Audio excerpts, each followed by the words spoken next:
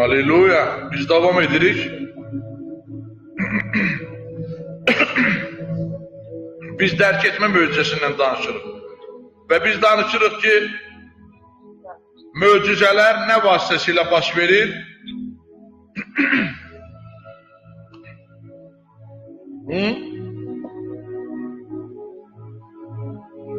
Möcüzələr nə vasitəsilə baş verir? Dərk etmə vasitəsilə. Nəysə dərk etməsən, heç nə baş verməyəcək. Sənin dərk etmənin gücündən danışırıq biz. Sənin dərk etmənin gücü var. Əhd-i Cədiddə yeni səcdə mövqeyi var. Əhd-i Ətiqdə başqa idi səcdə mövqeyi. Onun üçün bayaq deyirdim ki, sənin üzərində heç bir güc, nəzarət yoxdur. Sənin özündə heç bir göy və yer yoxdur. Heç nə sənə yerləşə bilməz. Sən özün səma üstündəsən. Və yadınızdadır, İsa Məsih işıq çıraqlarının ortası ilə gəzirdi, kinoda göstərir. Və bugün İsa işıq çıraqlarının ortası ilə gəzir, o davam edir. Hər bir işıq, yəni işıq, ölçü və vaxt, bu sadəcə bir kilsə deyil. Çünki kilsə hər şeydə, hər şey dolduranın dolğunluğudur. Kilsə zaman, məkan, coğrafiya vasitəsilə mövcuddur. Amma onun öz yeri var, bəli. Allahın oğlu İsa bütün yerlərin, zamanların ortasında gəzir, hərəkət edir. Ona görə də Əvvali Pavel bizim şuurumuzu səma üzərində cəmləşdirir. Səmanın üzərinə gətirmək istəyir şuurumuzu, dərk etməmizi. Bunu ona görə deyir ki, özünüzü yalnız göylərin deyil, göylərinin, yəni hər hansı bir zirvənin yerləşə bilmədiyi dövrlər və məkanların arasında bir insan kimi görəsiniz ki, siz hər şey üzərindəsiniz, dövrlər və məkan arasında yerləşmişsiniz siz, məhdud deyilsiniz. Bu isə düşüncə məsələsidir, bu dərk etmə məsələsidir. O deyir, nə deyir? O deyir ki, sən səma üzərindəsən. Efesliler 2. fəsil 6. ay dedi ki, o sizi İsa Məsihdə dirildib, səmada oturtdu. O deyir, sən səma üzərindəsən, bütün göylərin üstündəsən. Biz isə araşdırdıq. Birincisi, səma üstü, bu uzaq olan yüksək bir yer deyil. Allah səmaların üstündədir, göylərin üstündədir. Bu coğrafi bir məkan deyil, bu yüksələn bir yer deyil. Əksinə, olduğunuz qədər sizə yaxındır və heç bir şey sizi əhatə etmir. Heç bir yaradılış. İkincisi, Pavel sizin düşüncənizi daxilinizə yönləndirib deyir. Allah səndə yaşayır. O iki yerə sənin düşüncəni yönləndirir. Səmanın üstünə. İkincisi isə sənin daxilində ki, Allah səndə yaşayır. Və sən düşünürsən, Allah məndə yaşayır, yoxsa səma üzərində. Bu nədir? Sən düşüncən yenə də ikiyə ayrılır. Bu nədir? Sən deyirsən ki, yenə də ikiyə ayrılma. Allah məndə yaşayır, yoxsa səmanın üstündə. Bu nədir? Bu mən başa düşə bilmirəm. Bu nə deməkdir? Mən şizofren oluram. Nə olam? Mənimlə nə baş verir? Mən necə başa düşürüm? Bu ikiyə ayrılma, Allah səma üzərində yaşayır və yaxud məndə yaşayır. Bu o vaxta qədər davam edəcək ki, sən təslim olub özünə deyəcəksən, səma üstü mənim daxilimdir. Sən bunu dərk edəcəksən, o vaxta qədər ki, səma üstü mənim daxilimdir, yoxsa sən bilməyəcəksən, Allah göydə yaşayır, yoxsa səndə yaşayır. Sən deyəcəksən ki, özümdə həyat var. Özümdə həyat var. Səma üstü mənim daxilimdir, həyat məndə yaşayır. Bu özündə yaşamaq deməkdir. Və sən deyirsən ki, mən nə göydə yaşamıram, nə də yerdə yaşamıram, mən özümdə yaşayıram. Mən özümdə yaşayıram, eşidirsən? Bilirsiniz, artıq böyüməyin vaxtıdır. Artıq sənə sütle qidalanmaq kifayətdir, sən artıq kebabla qidalanmalısan, sən daha bərk yeməklərlə qidalanmalısan. Sənə böyümək lazımdır. Əvvəllər biz eyni pillədə idik deyəndə ki, mən burada göylərdə yaşayıram, bu yaxşı bir addım idi. Biz bugün dediklərimizə tərəfik. Bugün isə bizdə göylərdə yaşamaqdan daha gözəl mövqe var. Səma üstü. Bu isə dərrakənin vəziyyətidir. Bilirsən, Allahın mələkləri göylərdə yaşayır. Dirilmə oğulları, yəni yalnız ölməyəcəklərini bilənlər göylərdə yaşayır. Bu onların səviyyəsidir. Amma sənin kimi yetkin oğulların və qızların mövqeyi isə deyir, mən özümdə yaşayıram, göylərdə yox. Oh, haleluya, haleluya. Sənin kimi insanlar artıq başlayır deməyə ki, çünki məndə göy və yer birləşib və buna görə də hər şeyi özümlə doldururam, mənəm hər şeyi dolduran. Artıq mən göylərdə yaşamıram, göylər özü məndə yaşayır.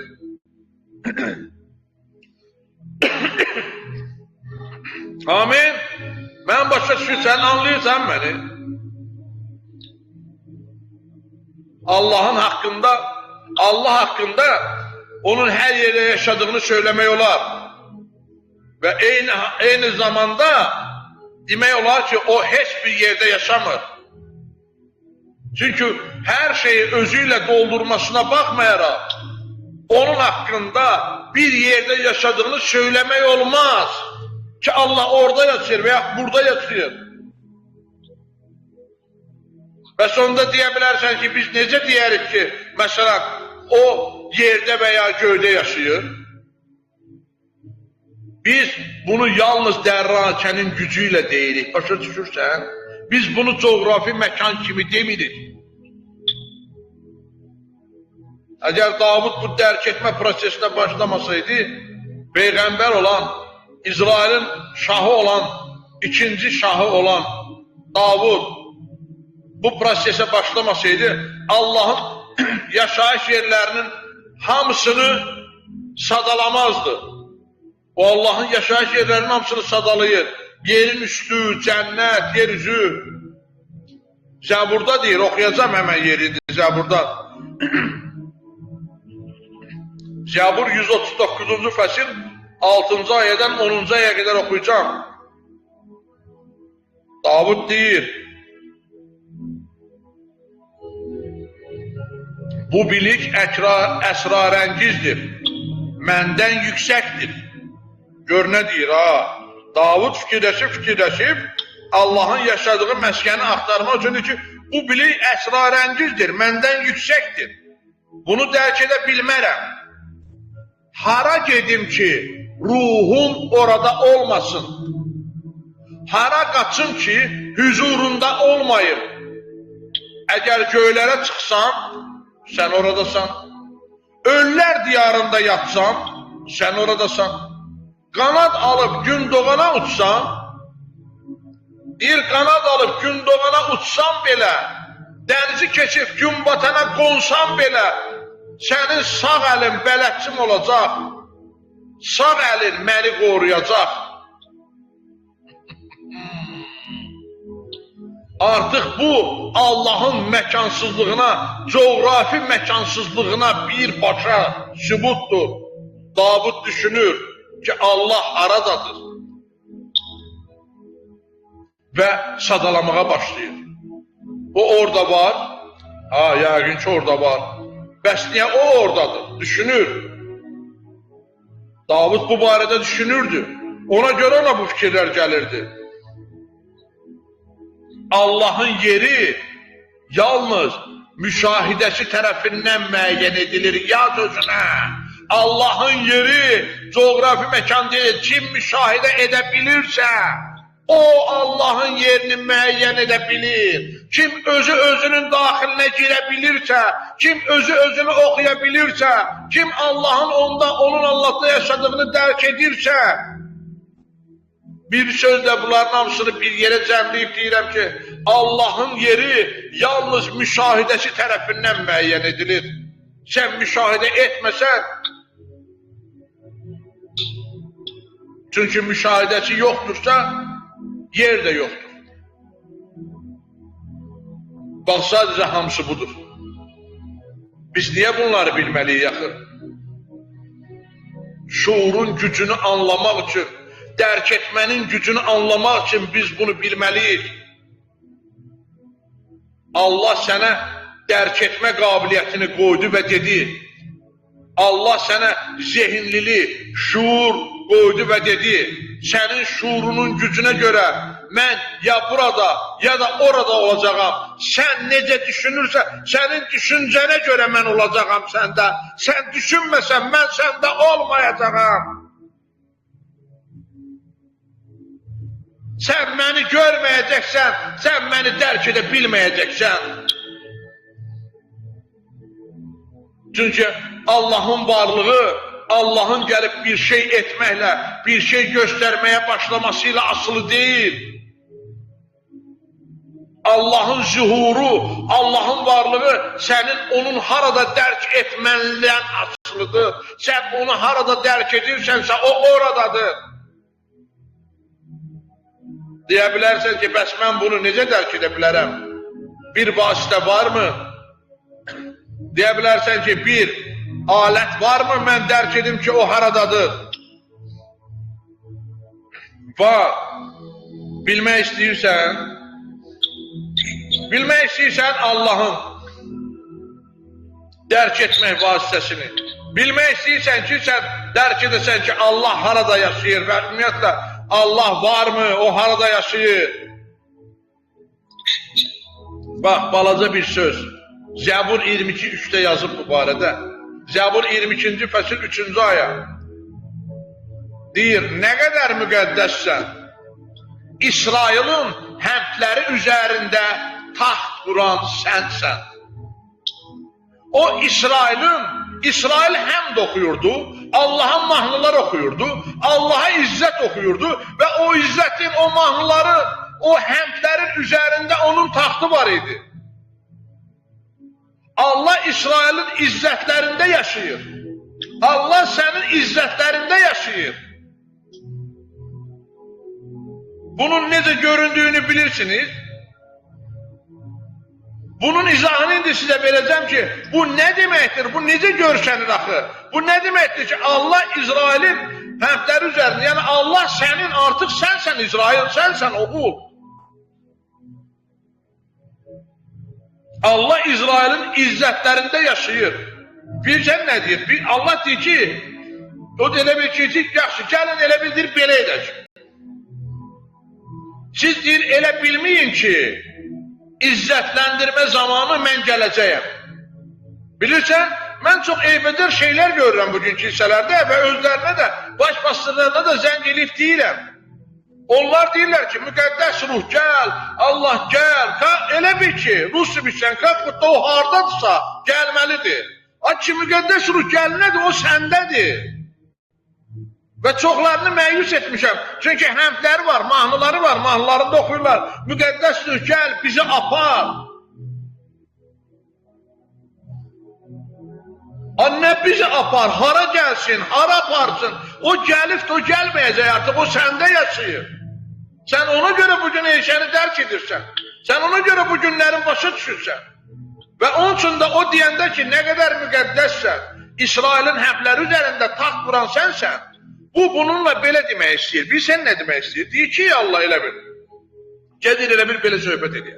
Sən deyir, elə bilmə ki, sən mənə həmd edəndə, sən məni izzətləndirəndə, bu zaman mən gələcəyəm. Sən mənə ibadət edəndə, sən mənə mahnı oxuyanda gələcəyəm. Xeyr! Sən izzətləndirmə edəndə mənə, məni izzətləndirmə, sizin aranızda mənim varlığımdan xəbərdar olmağınıza kömək edəcək. O sizə kömək edəcək ki, mən sizdəyəm axı, mən sizinləyəm. Aleluya, aleluya. Özümün ağlamağım gəlir, yaş dolur gözümə. Biz nələr səhv eləmişik, biz nələr düşünmüşük. O isə deyir ki, mən sənin izzətləndirmə vaxtı gəlməyəcəm, mən səndəyəm. Mən səndə məskən salmışam, mən səndə yaşayıram. Sadəcə sən izzətləndirmə vaxtı, sənin məni izzətləndirmən sənə kömək edəcək ki, sən anlayasan ki, mən səninləyəm, mən səninlə yanındayım, mən səndəyəm. Ona görə də, əgər atanın səninlə olduğunu bilməyə istəyirsənsə, başla onu izzətləndirməyə. Onu izzətləndirmə ki, o gəlsin sənin evinə, sənin həyatına. İzzətləndirmə sadəcə sənə kömək edəcək ki, sən dərk edəsən ki, o səndədir və dərk etmə vasitəsilə bunlar sənin həyatına sürüləcək. Bu da sizə, qardaşlar, bacılar, uşaqlar, bu da sizə dərk etmək üçün bir alət götürün. Amin. Ustanın aləti çəkiş olduğu kimi, nə bilim, mişar olduğu kimi, nə bilim, kəlbətin olduğu kimi, mən də sizə dərk etmək üçün bir alət verirəm. Belə çıxır ki, onda deməli, ibadət, həmd oxumaq, izzətləndirmə, Allahın yaxasından tutub özünə çəkmək deyil, o səndədir.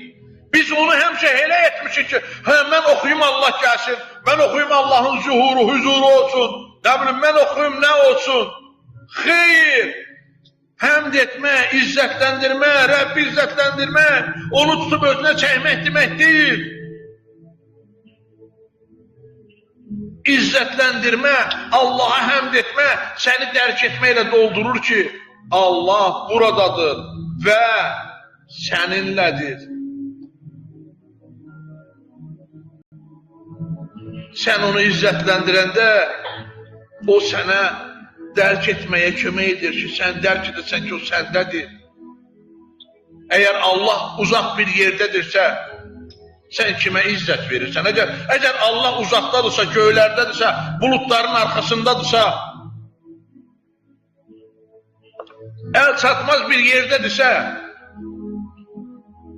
sənin sevgilin, sən bu şəhərdəsən, sənin sevgilin başqa şəhərdədirsə, sən ona hansı sevgi dastanı oxuyursan, hansı sevgi şeiri oxuyursan, o eşitmir axı.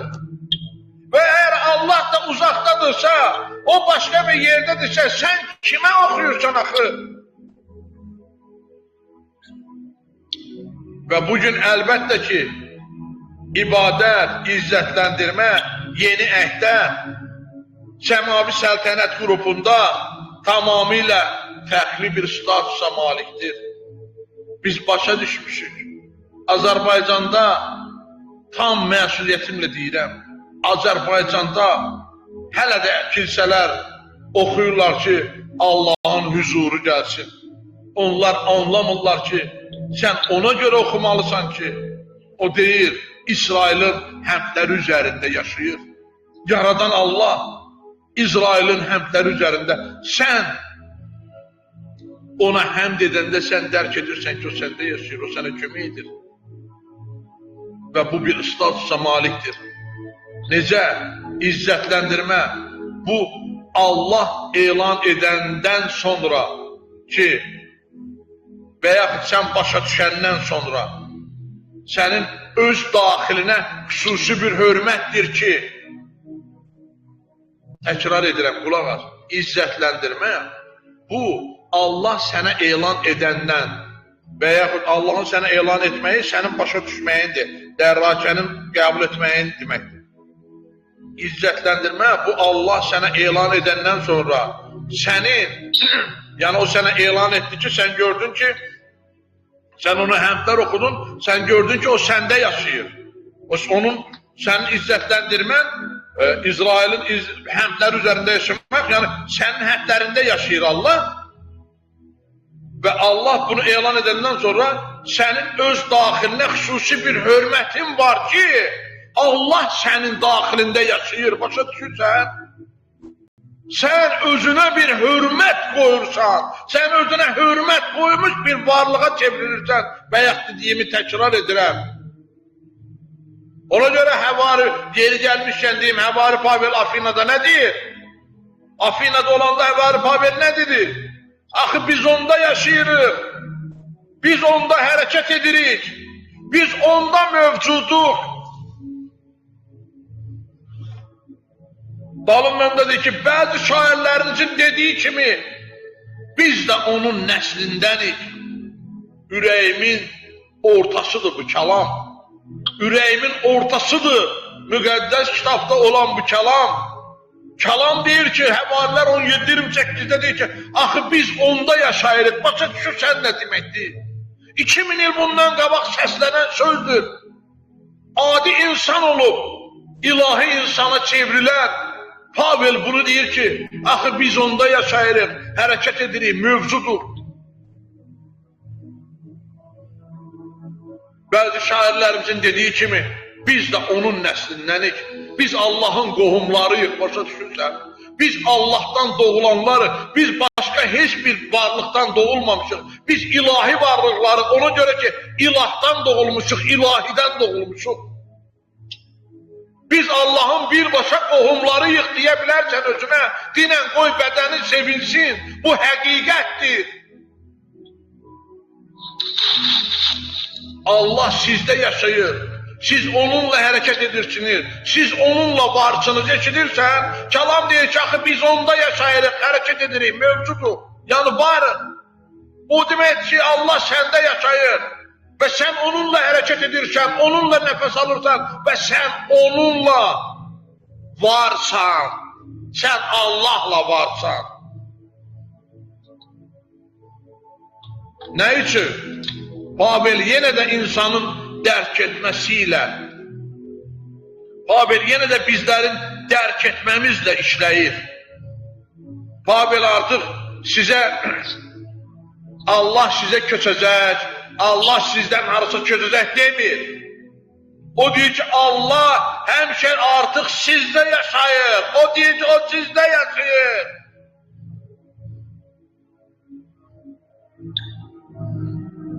Və ancaq siz bunu dərk etdiyiniz zaman, siz bunu dərk etdiyiniz anda bu sizin içinizdə oğul tərəfindən açılır. Budur dərk etmənin gücü. Möcüzə dərk etmə vasitəsilə baş verir. Həvarilərin işlərində yazır ki, onlara dedi, iman etdiyiniz zaman müqəddəs ruhu aldınızmı? Sual verin. Onlara nə deyir? Deyir, müqəddəs ruhun mövcudluğundan belə xəbərimiz yoxdur. Onlar belə cavab verir.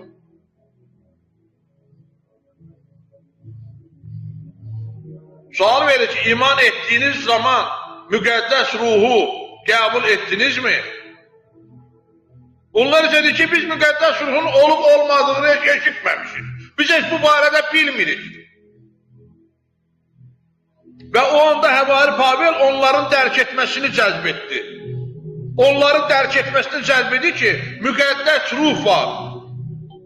Və o onlarda özünü göstərməyə başladı.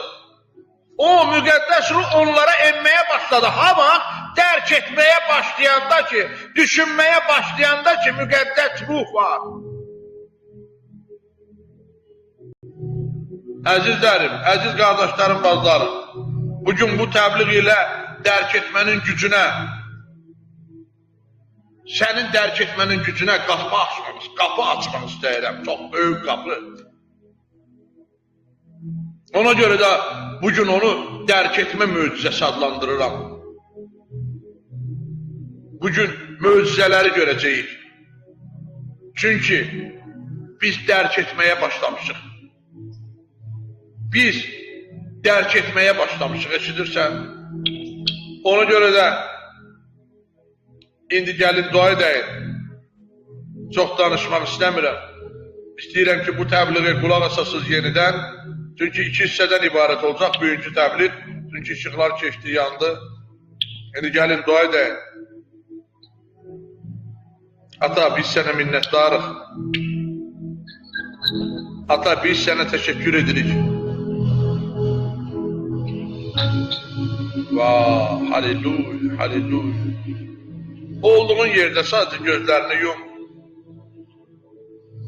Başta təşəkkür etməyə. Başta təşəkkür edib qəbul etməyə.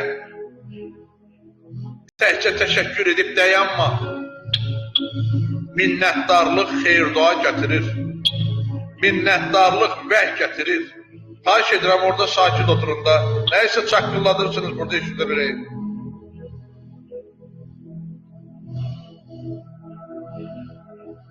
Ata, biz sənə minnətdarıq. Ata, biz sənə təşəkkür edirik. Biz minnətdarıq ki, biz dərk etməyə başlamışıq. Və biz minnətdarıq ki, dərk etmə bu günlərim bizə möcüzələri açır. Biz minnətdarıq ki, biz dərk etməyə başlamışıq ki, bizə möcüzəni gətirən, bizə möcüzəni yaşadan bizim dərk etməmizdir. Sənə təşəkkür edirik. Və mən bu qrup üzvlərinin hər birinə xeyir-dua verirəm. Bugünkü təbliğə qulaq asan hər bir kəsə canlı olaraq xeyir-dua verirəm. Və gələcəkdə bu təbliğə baxan hər bir kəsə xeyir-dua verirəm İsa Məsihin adıyla. Xeyir-dualandırıram. Düşüncələrinizə xeyir-dua verirəm. Dərrakələrinizə xeyir-dua verirəm. Qəbul et, qəbul et. Qəbul et bu alovu, qəbul et bu xeyirdanı, qəbul et bu dərk etməni, qəbul et, bugün qəbul edici ol, bugün ötürücü olma, bugün qəbul edici ol. Yazılmışdır, danışandan çox, daha çox qulaq asan ol, yəni qəbul edən ol. Qəbul et, qəbul et, sənə xeyir-dua yağışı göndərirəm, sənə xeyir-dua buludu göndərirəm, səni xeyir-dua şəlaləsinin altına salıram. Qoy sənin başından xeyir-dua yağsın, şəfa yağsın, maliyyə yağsın, sevinç yağsın, məhəbbət yağsın. Halleluya, le rabanso, le yaşa bunu indi, qəbul elə bunu, məsafə yoxdur, qəbul elə. Halleluya, halleluya, ba le rabanso.